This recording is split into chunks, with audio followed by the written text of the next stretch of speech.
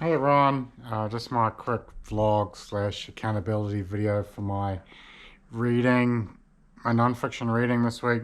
I read Gangland, New Zealand's Underworld of Organised Crime by Jared Savage. This book was published in 2020, so 2 years ago. It discusses the development of organised crime in New Zealand, largely focused on like the methamphetamine trade, but also like pseudoephedrine and cocaine.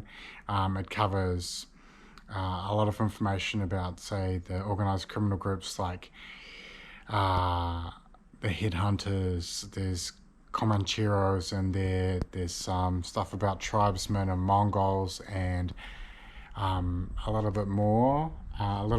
few more criminal groups. I'm going to read a couple of excerpts.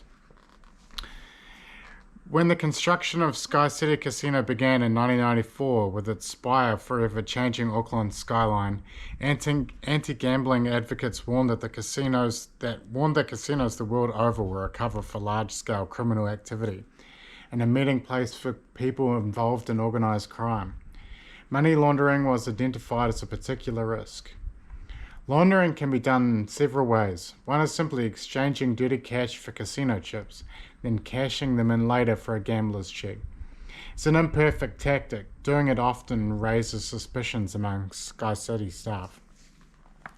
Another method is to pump money straight into poker machines, which work on the mathematical calculation that the casino will eventually keep 12% of the takings.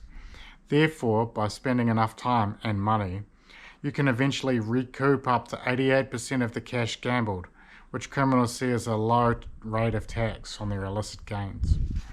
And he goes on to discuss a couple of Chinese money launderers in that chapter as well. I've got another one.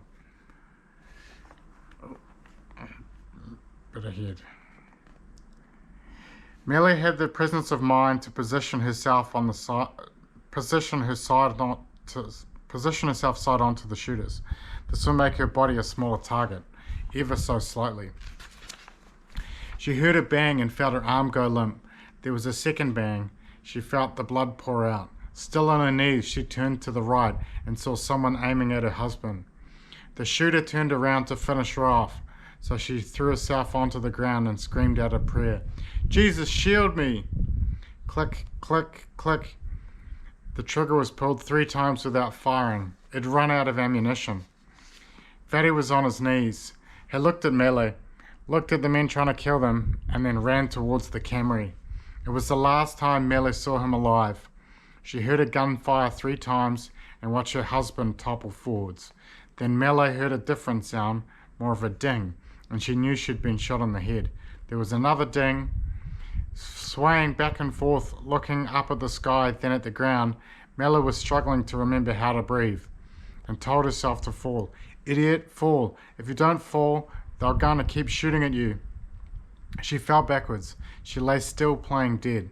The men jumped back into the car, did a U-turn, and drove away. Mella thought her husband was playing dead too. She waited until she thought it was safe, then called out, "Fatty." He didn't reply. If you're interested in like true crime or organized crime, it's a pretty interesting insight into some of the police work and some New Zealand organized criminal organizations, I guess. Check it out. It's Gangland by Jared Savage.